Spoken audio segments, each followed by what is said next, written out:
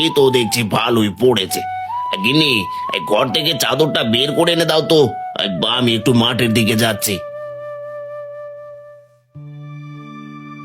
আর মাঠের দিকে গিয়ে কাজ নেই। তুহিন আর রুশান যে ঠিকঠাক লেখাপড়া করছে না সেদিকে নজর আছে?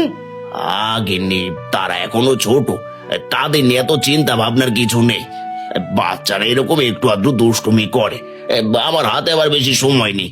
আমি গরুর গাড়ি করে ফসল আনতে বের হলাম। আজকে সন্ধে হবে। তুমি তুহিন আর রুশানকে দেখে রেখো। হাসেম গরু নিয়ে মাঠে বের হয়।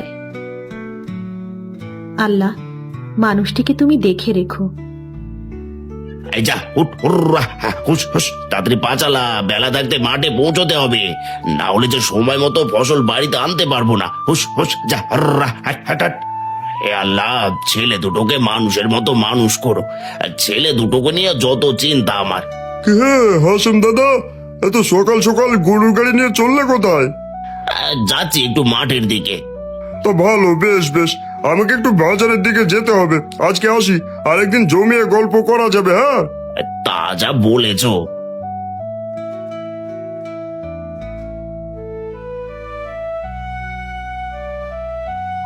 তুহিন আর রুশান কিছুক্ষণ পর বাড়িতে আসবে। রান্না করার মতো তো কিছুই নেই। কি খেতে দেব? যাই, একবার রূপালী চাচির বাড়িতে যাই, যদি কোনো সাহায্য পাই।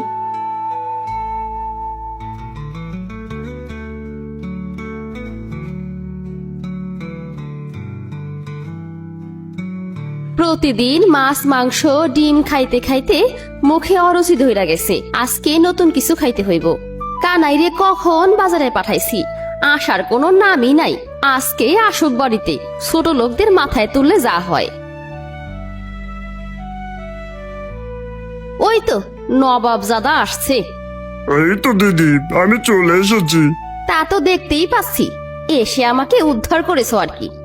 যত সব আপদ, রান্নার কাজ শুরু করো এখনই।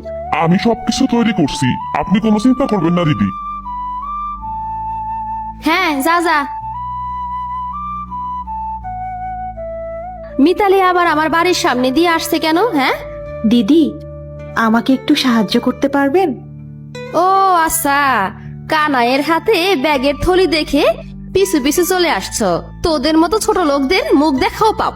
নিশ্চয়ই মাছ ডিম অথবা টাকা নিতে এসেছো।